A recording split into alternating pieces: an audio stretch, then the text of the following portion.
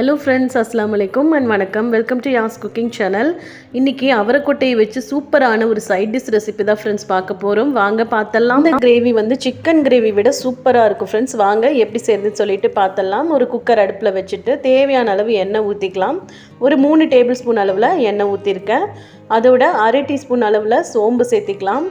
சோம்பு சேர்த்திட்டு சோம்பு நல்லா பொரியட்டும். பொரிஞ்சதுக்கு அப்புறமா ஒரு கொத்து கருவேப்பிலை சேர்த்திக்கலாம். இந்த சோம்போட ஃப்ளேவரும் கருவேப்பிலையோட ஃப்ளேவரும் ரொம்ப சூப்பராக இருக்குங்க. கருவேப்பிலை நல்லா பொரிஞ்சதுக்கு அப்புறமா 2 பெரிய வெங்காயம் ஸ்லைஸாக கட் பண்ணி எடுத்திருக்கேன். அதையும் சேர்த்திக்கங்க. அதையும் சேர்த்திட்டு நல்லா பொன்னிறமாகிற வரைக்கும் வதக்கிக்கலாம். வதக்கிட்டே இருக்கும்போது ஒரு அரை தக்காளி அளவில் சேர்த்திருக்கேன். தக்காளி விற்கிற விலைக்கு தக்காளி சேர்த்தவே பயமாக இருக்குது. இருந்தாலும் ஒரு அரை தக்காளி சேர்த்திருக்கேன். கூடவே 2 பச்சை மிளகாய் இந்த மாதிரி நீல வாக்கில் கட் பண்ணி எடுத்திருக்கேன். அதோட கொஞ்சமாக மல்லி இலை சேர்த்திட்டு நல்லா இந்த மாதிரி கலந்து விட்டுக்கங்க. இந்த தக்காளி வேகிறதுக்காக கொஞ்சமாக உப்பு சேர்த்திக்கலாம். நல்ல பழுத்த தக்காளியாக எடுத்திருக்கேன். பழுத்த தக்காளி சேர்க்கும் போது நல்ல ருசி அதிகமாக இருக்கும். அதனால் நான் பழுத்த தக்காளி சேர்த்திருக்கேன். உப்பு சேர்த்திட்டு இந்த மாதிரி நல்லா கலந்து விட்டுக்காங்க. கலந்து விட்டுட்டே இருந்தோம் அப்படின்னா தக்காளி நல்லா மசிஞ்சு வந்துடும். பாருங்கள், இப்போது நல்லா மசிஞ்சு இந்த அளவுக்கு வந்திருக்கு.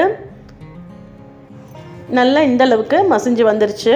இப்போ இதோட கொஞ்சமாக இஞ்சி, கொஞ்சமாக பூண்டு, ஒரு 4 பல் பூண்டும் ஒரு துண்டு இஞ்சியும் இந்த மாதிரி இடித்து எடுத்துருக்கேன். இடித்து சேர்த்தும் போது டேஸ்ட் ரொம்ப சூப்பராக இருக்கும். அரைச்சி சேர்க்க வேண்டாம், இடித்து சேர்த்திக்கலாம்.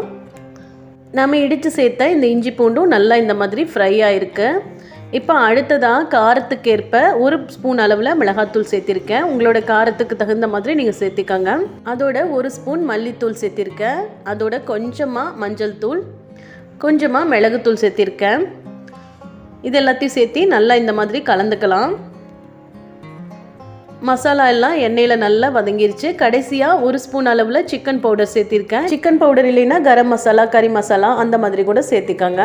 இந்த மாதிரி மசாலாவில் எண்ணெயில் வதங்கினதுக்கப்புறமா உரிச்சு வச்சுருக்கேன் இந்த அவரைக்கொட்டை சேர்த்து நல்லா கலந்துக்கலாம். அதோட கொஞ்சமாக மல்லி இலை சேர்த்திருக்கேன். கடைசியாக கொஞ்சமாக மல்லி இலை சேர்த்திட்டு நல்லா இந்த மாதிரி கலந்துக்கங்க. அதிகமாக தண்ணி சேர்த்திடக்கூடாது. இப்போ இந்த ஸ்டேஜில் சுவைக்கு தகுந்த மாதிரி உப்பு சேர்த்தியாச்சு. உப்பு சேர்த்திட்டு கொஞ்சமாக தண்ணி, ஒரு டம்ளர் அளவில் தண்ணி சேர்த்திட்டு ஒரு 3 விசில் விட்டோம் அப்படின்னா நல்லா பூ மாதிரி மலர்ந்து வெந்துடும். இந்த அவரைக்கொட்டையெல்லாம் நல்லா வெந்து மாவு மாதிரி நல்லா வெந்து வந்துடும். சூப்பராக இருக்கும் சாப்பிட்றதுக்கே. பாருங்கள், இப்போ குக்கரை மூடி வச்சாச்சு. 2-3 விசில் வரட்டும், அது வரைக்கும் வெயிட் பண்ணுவோம். இப்போ விசிலும் வந்துட்டுருக்கு பாருங்கள். இப்போ ப்ரெஷர் எல்லாம் போயிடுச்சு. இப்போ ஓப்பன் பண்ணி பார்த்துடலாம். பாருங்கள், சூப்பராக நம்மளோட கிரேவி ரெடியாக இருக்குது. நல்ல கமகமான் வாசத்தோட சூப்பராக ரெடியாக இருக்குது இந்த கிரேவி. சிக்கன் கிரேவி விட சூப்பராக இருக்குங்க. கண்டிப்பாக நீங்கள் ட்ரை பண்ணி பாருங்கள். பாருங்கள், நல்லா வெந்து மசிஞ்சு வந்திருக்கு. இப்போ இந்த ஸ்டேஜில் கடைசியாக நான் கொஞ்சமாக தேங்காய் எண்ணெய் ஊற்றிக்கிறேன். தேங்காய் எண்ணெய் வாசம் ரொம்ப சூப்பராக இருக்கும். கடைசியாக ஸ்கிப் பண்ணாமல் கண்டிப்பாக தேங்காய் எண்ணெய் ஊற்றிக்கோங்க. தேங்காய் எண்ணெய் ஊற்றிட்டு நல்லா கலந்து விட்டுட்டு சிம்மில் வச்சுட்டோம் அப்படின்னா, கொஞ்சம் ஸ்டவ் ஆன் பண்ணி சிம்மில் வச்சுட்டோம் அப்படின்னா நல்லா அந்த கிரேவியெல்லாம் கொஞ்சம் சுண்டி நல்லா சூப்பராயிரும். நல்லா கொதிச்சதுக்கப்புறமா நம்ம ஸ்டவ் ஆஃப் பண்ணி சர்வ் பண்ணிடலாம். ரொம்ப சூப்பராக இருக்கும். கண்டிப்பாக ட்ரை பண்ணி பாருங்கள். நல்லா ஒரு 3 விசில் விட்டோன்னே பார்த்தீங்கன்னா நல்லா வெந்து மசிஞ்சு பூ மாதிரி மலர்ந்துருக்கு. இப்போது ஸ்டவ் ஆஃப் பண்ணிவிட்டு சிம்மில் வச்சுட்டு கொஞ்சமாக கொதிச்சதுக்கப்புறம் ஸ்டவ் ஆஃப் பண்ணிடலாம். இந்த மாதிரி கொதிக்கும் போது அந்த கிரேவியெல்லாம் நல்லா ரெடி ஆயிரும். கொதிச்சு நல்லா சூப்பராக ரெடி ஆயிரும். இப்போது 2 டைம் நல்லா கிளறி விட்டுட்டு ஸ்டவ் ஆஃப் பண்ணிடலாம். அவ்வளோதான் ஃப்ரெண்ட்ஸ், சூப்பரான சுவையான அவரைக்காய் கொட்டையை வச்சுட்டு இன்றைக்கி ரொம்ப சூப்பராக ஒரு கிரேவி செஞ்சோம். இது சப்பாத்தி, பூரிக்கு, பரோட்டாக்கு கூட ரொம்ப சூப்பராக இருக்கும். சாப்பாடுக்கு சைட் டிஷ்ஷாக சாப்பிட்றதுக்கு அவ்வளோ நல்லாயிருக்கும். கண்டிப்பாக ட்ரை பண்ணி பாருங்கள்.